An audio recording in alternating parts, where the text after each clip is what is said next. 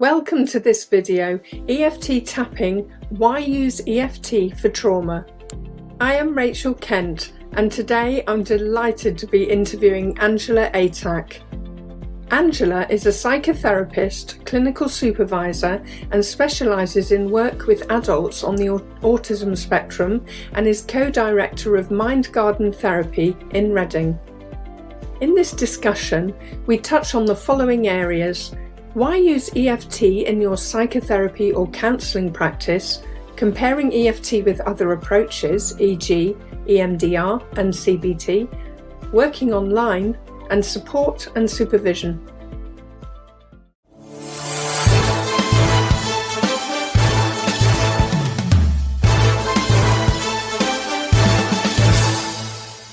Okay, so my name's Angela Atack. I'm a psychotherapist.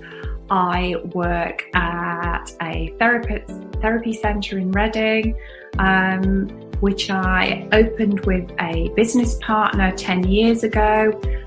We provide psychotherapy, counselling, mediation and psychology to the Reading community, and we have around 30 therapists working from our therapy centre. Thank you. And particularly about EFT, how did you first come across EFT? Okay, so EFT. I was looking for a tool to use for people with trauma. I realised that most of the counselling psychotherapy training we have doesn't go into any depth or detail or give you actual tools for working with trauma. And I think trauma is an area where you actually do need tools to work with the client. And I like the idea of working with the energy. It gives the client control over what's happening to them. It's a very grounding way of working. It's a very collaborative way of working. So it works very well with a humanistic, person-centered approach. And I was very interested in how that could work for me and the client. So, as you're already trained as a psychotherapist, did you consider using EMDR or training in EMDR in order to work with trauma, and or CBT for working with trauma? I'm just thinking about what's nice guidelines approved, which EFT isn't there yet fully. No. And there was a period of time some years ago, probably about 15 years ago, when we thought that all psychotherapy and counselling was going to have to be regulated in a very sort of strict way and all in accordance with the NICE guidelines. And it felt very threatening to anybody who worked in a person-centred way, which is one of the reasons why I did a diploma in CBT. And although I love some of the tools with CBT, I know I'm not a CBT therapist and very much prefer to work with the body. And I think trauma is something that the body holds on to. Mm-hmm. And I think the body needs to be included when you're working with trauma.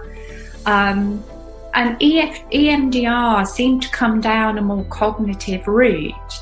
And for me, it wasn't widely known when I was looking for a trauma tool. It's also incredibly expensive.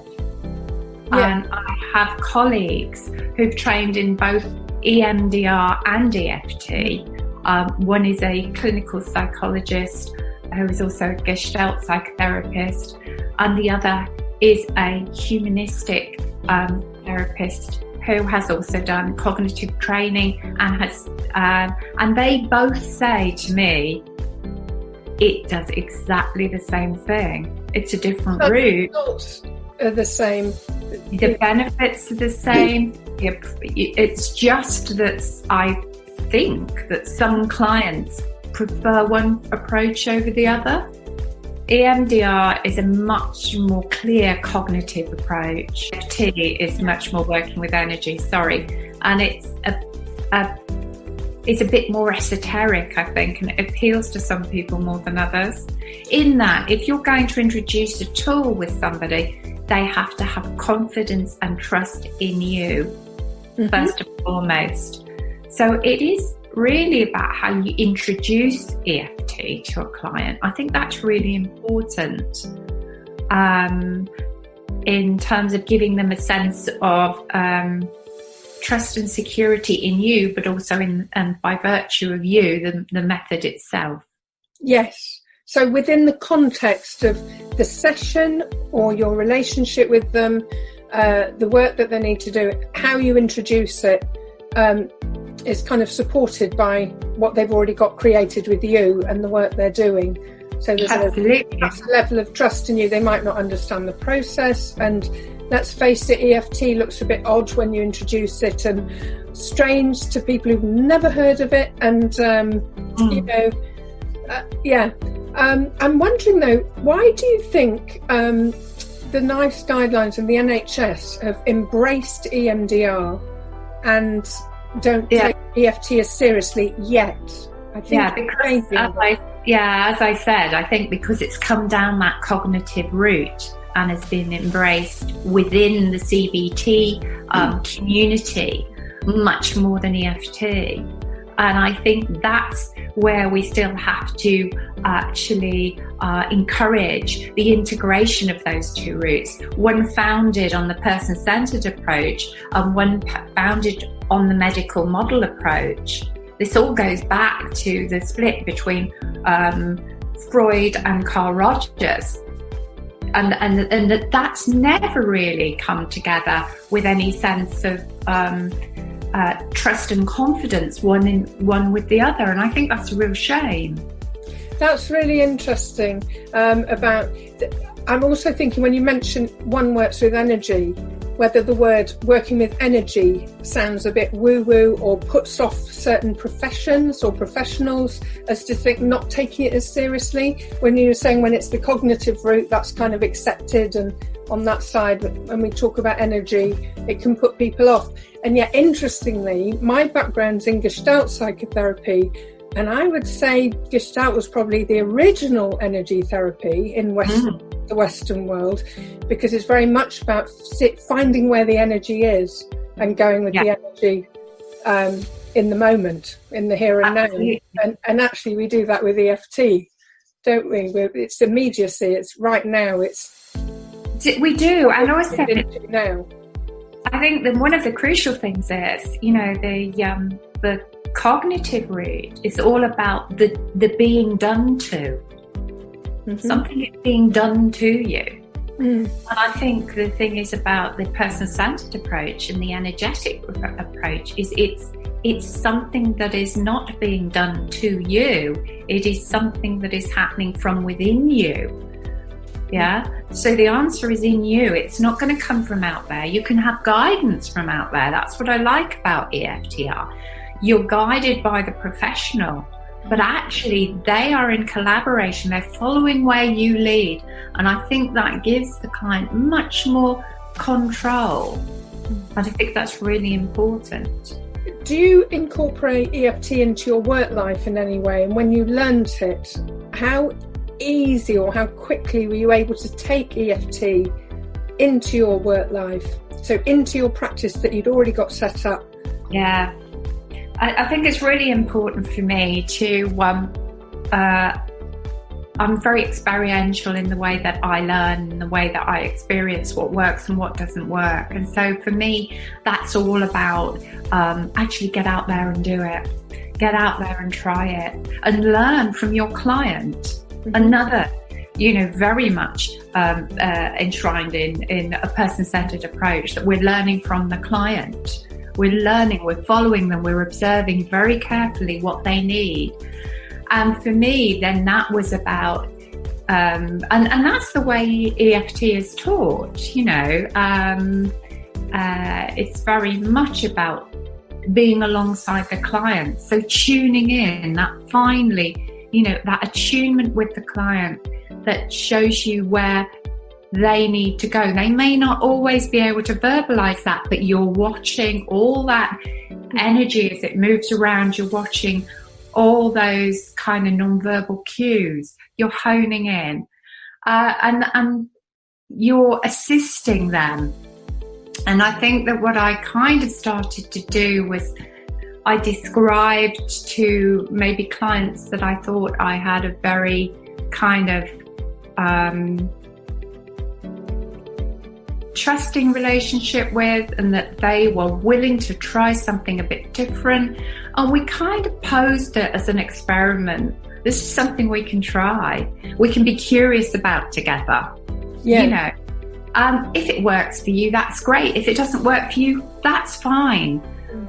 But we're both going to be doing it. And that's the other thing I say to people. Look, you may think that you're going to look daft tapping, but I'm going to be doing that with you. So we're just going to look daft together. Okay, let's get over it. But let's just go with it. Let's have a sense of adventure and exploration and see where it leads us.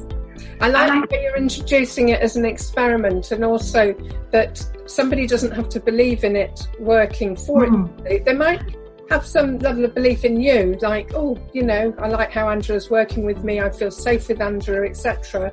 But in terms of experimenting, which very much comes from a Gestalt way of working, experimenting with something, and introducing EFT in that way. Lovely. Well, in a way that's creative, because I think that when you work as a therapist, for me, I'm always looking at creative ways of working with the client that actually matches their frame of reference, really, to get in there and be complementary. But above all, be creative, be curious, and give it a go.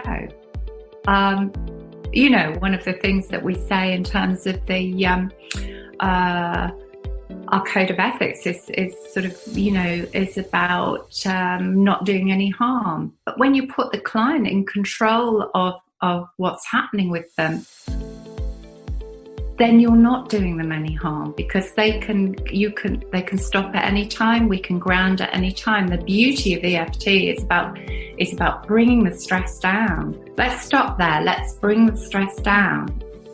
You know, you have control. You have a tool that means that you can titrate how far you go.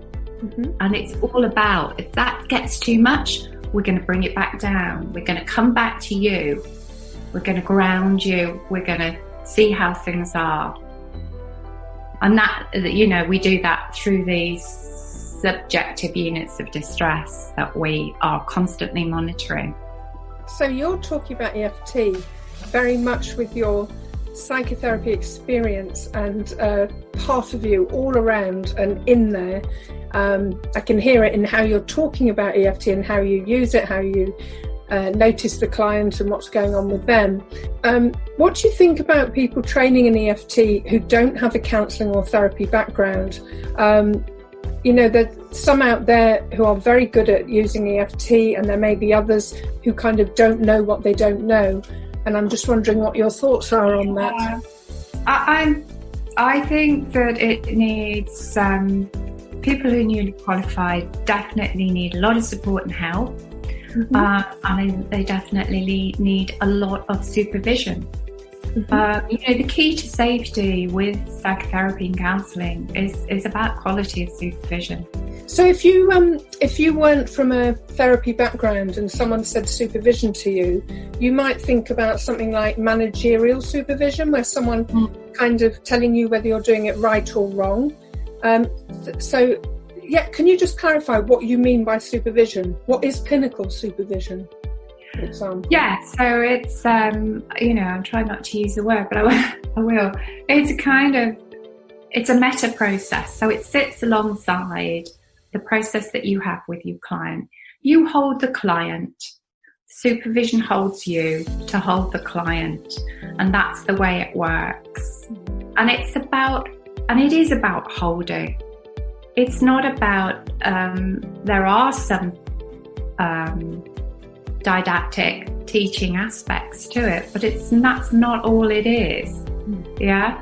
So it's not about telling you how to do it. It's another process where we're exploring what we're doing, why we're doing it, what's the rationale for doing that. So we're checking out the efficacy of way we're working by positioning that within a rationale, a way of working. We might say that our model, whether it's, psychodynamic, Gestalt, TA, humanistic, that's our model. We need to have a clear understanding of our model, our way of working, and our rationale for why we are bringing that particular tool to bear with that particular client. And supervision is a way of sort of gently exploring that, in that, are we working within our ethical framework? Mm-hmm. Are we able to access the support we need to do the work? And actually, are we looking to somebody else to be creative with, who can advise us around any new skills we might bring? Mm-hmm. So it's a combination of three things: support, ethical framework, and there might be some teaching of skills. That for me is supervision. Yeah, nicely put. And very often with a more experienced other, particularly if someone's starting out and doesn't know what they don't know yet. Perhaps. Yeah. So, and it's a place where you can get support and reassurance, or you can bring that question of that. I love that sense that you can take a question to somebody and explore it together. When you get into a stuck place with a client, yes, you just need to step back. And with supervision, you're taking that step back to look back in with a interested, supportive, experienced party. So for an example of that might be, I'm really stuck with my client. I notice I'm working really, really hard and I'm feeling this resistance, and I don't know what's me and what's them. And occasionally if that kind of thing happens, supervision is absolutely the perfect place to take it and say, what's going on here? Let's explore this. What's going on? I think it's really important that as a therapist, any therapist, if you're working with another person, you have to be really aware of your own material. So what's mine? What's the client's? What of mine is blocking the client? What of the client's is blocking me? Mm-hmm. And to really understand that, you take yourself into another exploratory space, and that other exploratory space is supervision. Or therapy. I think that when someone's a kind of beginner, what they need from supervision can be quite different from what someone who's very experienced in using supervision and in their practice would need. So, for example, I remember when I first had supervision for psychotherapy, it was all like, oh, am I good enough to even practice? I need stroking, but can I do this? How do I find a practice room? Some very practical things about setting up the business and the practice, as well as actually, here is a real client and here's what happened. And kind of perhaps coming from a place of fearing criticism early on, fearing the supervisor's going to judge you for not doing a good enough job because you're not sure if you are yourself. So there might be a lot of kind of holding in that sense early on before someone's got, it's like that unconscious incompetence, and then conscious. It's almost more painful when you're consciously incompetent and thinking, oh my goodness, there's so much I don't know, and look how good these people are at working. And so there's a confidence that develops with the level of awareness as well as a realism. I think it does. I absolutely think relationship is key. It's as key in the client-counsellor relationship as it is in the counsellor-supervisor relationship. It's all about relationship. It's all about the core. the core concepts, the core conditions. If those are in place, then you've got a truly collaborative way of working. And I think that with young counsellors, it is all about paying attention to that developmental model of supervision. Where are they at? Where do I need to be where they're at? And one of the things I'm very clear about with my supervisees is around how we create the boundary. How do we create a safe working environment that's safe for us, safe for the client? And, really paying attention to that, because that's the thing that holds the whole process, really. And so enshrined within that, it's really important to pay attention to contracting and assessment, and I think that's true for any client you see, whether you're just doing EFT or whether you're doing counselling or psychotherapy. It's very, very important to have a clear contract and to operate clear assessing to begin with. Assuming you're talking about in the first place when you're exploring what somebody's coming for and what they want from the work and what they want from you, but also session by session contracting around it, or do you mean mostly at the beginning? Well, I mean, we're constantly paying attention to that, whether our assessment and contracting is fit for purpose. And I think one of the issues about this COVID crisis is that therapists have had to readdress their assessment and their contracting to work online. Yes. So there's different things that need to be in place online in terms of ensuring that there's a safe place to work, that it's confidential, how we work with somebody who may have trauma triggers. How are we going to hold that person if anything untoward happens? How do we create safety for ourselves and for the client? These are all really important things. You've brought up a very important issue that I wanted to talk about anyway, and that is the adaptation and transition to working online, which so a lot of therapists, and I certainly know it's true for you, you didn't do therapy on the phone or online, you do face-to-face. And of course this crisis has brought a lot of change for a lot of people. And as you know, I primarily work online and I'm comfortable with that. However, need to explore with insurance and all sorts of certification about training online and how far you go with that and what can...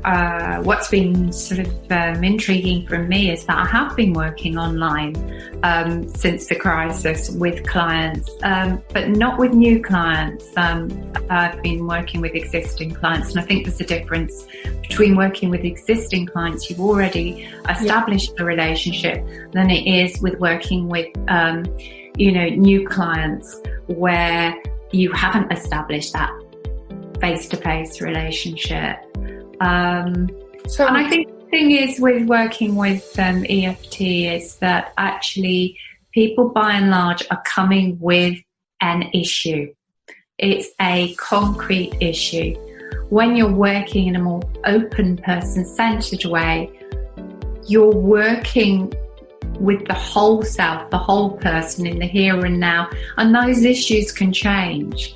Yes. But you haven't got the same degree of focus that you have with EFT. You might say with EFT, okay, we're going to work for 4 sessions on this and we're going to review, see where we are. We will work specifically on that issue. Then we might decide there's another issue, so we might then recontract to work for a further number of sessions on a different issue. It's a different way of working, and I think in that sense you should know from the onset what your focus is going to be with EFT.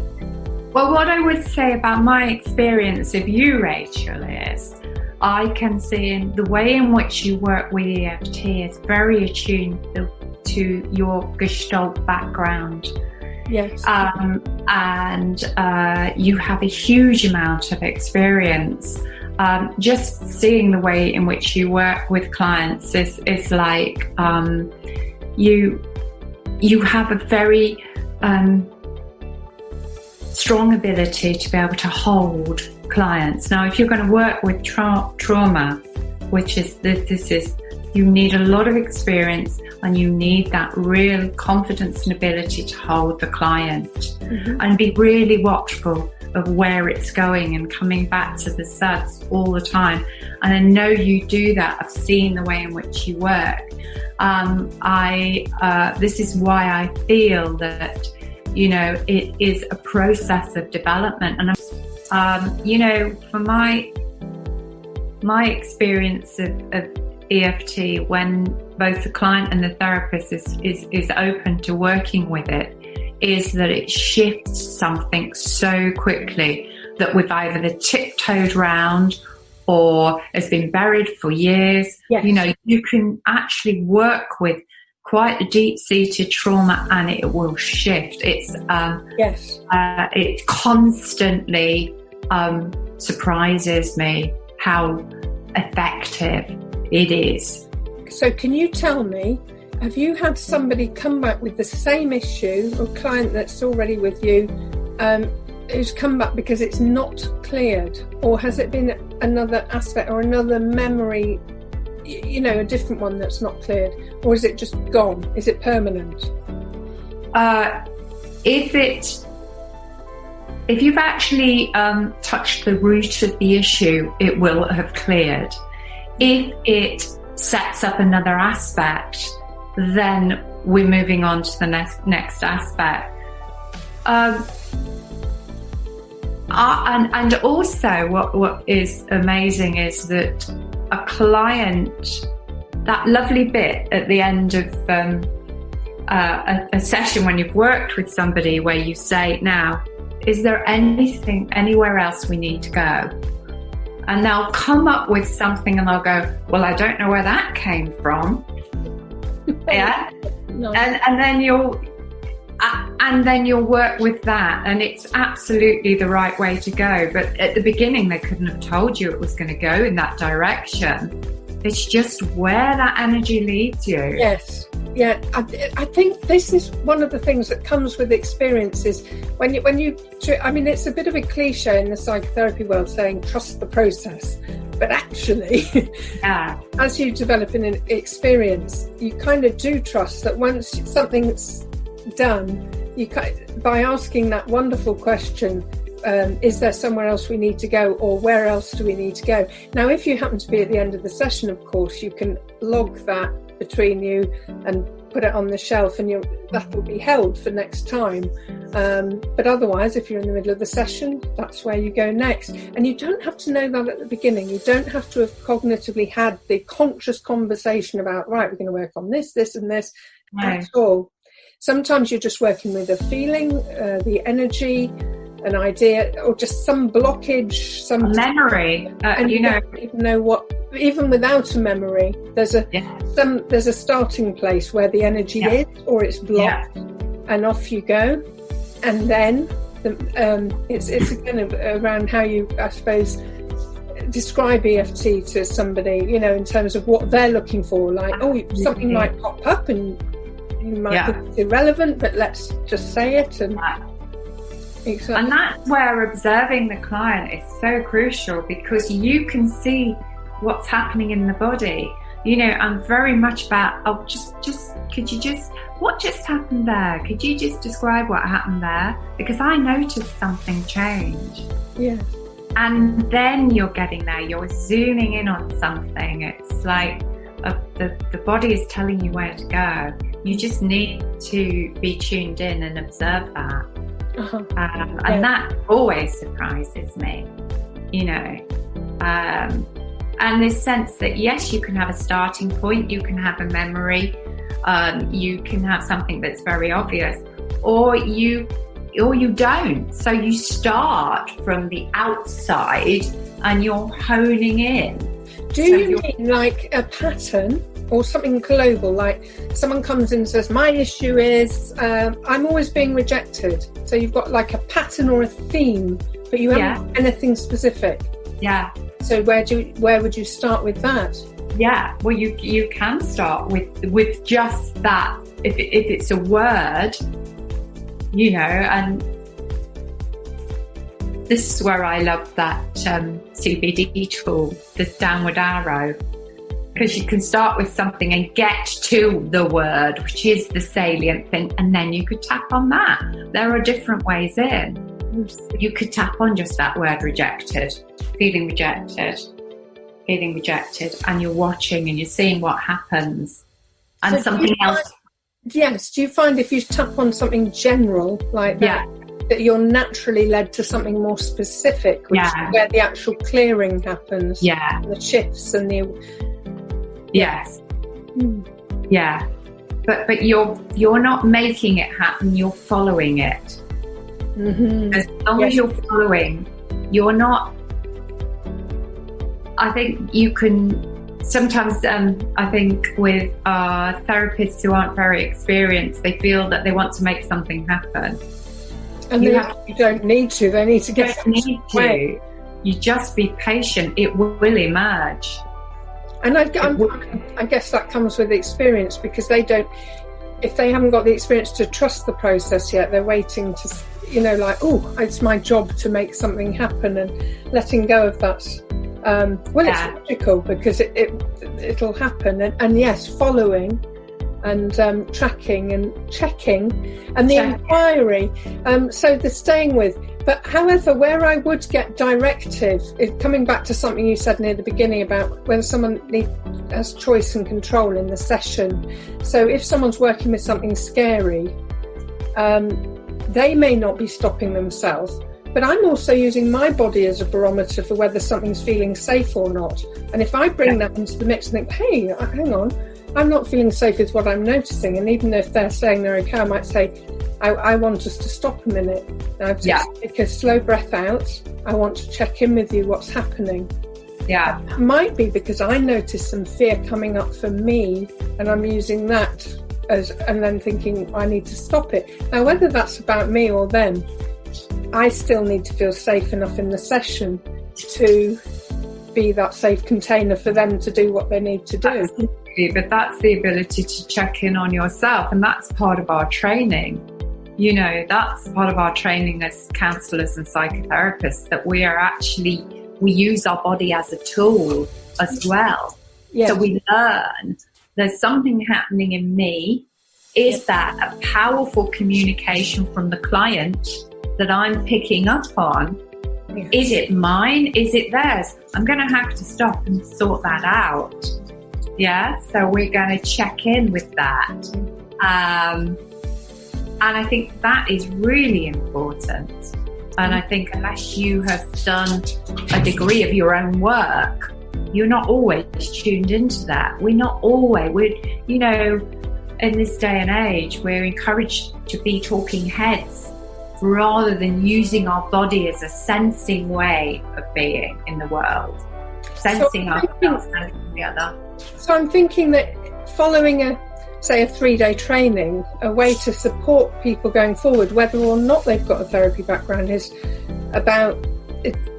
helping them develop as a competent practitioner by being self-reflective, by using their own body as a barometer within the work because they are the safe container, and if they don't feel safe, that's information, and what might they do about that, and what might this tell and checking in with the client.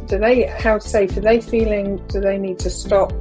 I suppose I'm thinking more on when we're getting towards ab reactions, which people fear happening, where somebody might go very quickly into a big emotion and not be ready for it, and that's stressing. And one of the things I absolutely love about EFT is saying to the client, you don't need to go into the distress and the trauma of this memory in order for us to clear it. Yeah. I want to offer you choice and control about where you put yourself in relation to this. And if it's something you think, if I go there, I'm going to be overwhelmed and distressed, we're not going there. Yeah. We're not going there, and we are still going to clear it. And that's something that in my psychotherapy training, for all those years and all that study, I didn't have that. No. I didn't have that as a way of working. And that's one of the most powerful things that I've got from EFT that I can absolutely.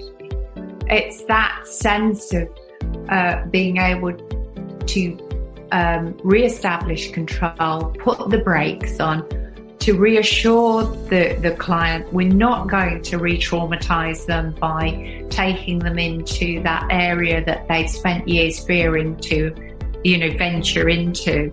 We are actually there to, in a sense, caretake their safety with them. I think it's really important, and I've seen it happen. I've seen you do that with clients in training. And it's always a totally reassuring thing for me. Yeah. Did you personally find it necessary to check a lot of research about EFT in order for you to approve of it? No, I had to experience it. So that's very much me. I had to go and do the course, and I can't tell you, how many times I've done the course. I learned something new every time. Well, going back to basics, you just pick up something new every time. And I also think that says something about the fact that a 3-day course with so much content, and only so much practice of all that content, or parts of the content, says something about that, the need to keep repeating the course and have some absolutely. I think it's development afterwards. It's fundamentally a very, very simple recipe, but actually the experiences and how you apply it. On the other hand, over the years, I've come across EFT practitioners who've started from scratch, who have gone on and become practitioners and have done absolutely lived and breathed EFT, who have not had any therapy background and are fantastic practitioners. Breathing it, they have retaken the course lots of times, they have had supervision, they have... But they obviously, if you've lived and breathed it, you've talked it, you've talked it through with people all the time, people who have more experience. You've learned from learning, you've learned from each other. This is really important. If I come back to psychotherapy, counselling training, that's not where you become the practitioner. You become the practitioner in walking the way with your client. That's how you learn. You learn from your client. You learn from your many clients, and they learn from you. It's a mutual exchange. And I think that is true. If you're enthusiastic and passionate about something, you're open to learning. Relationship. And I think that some people are just intuitively brilliant at tuning in and forming, really, really strong, safe relationships. If you would like to know more about EFT, please subscribe to my channel and click the notifications bell. Thank you for watching.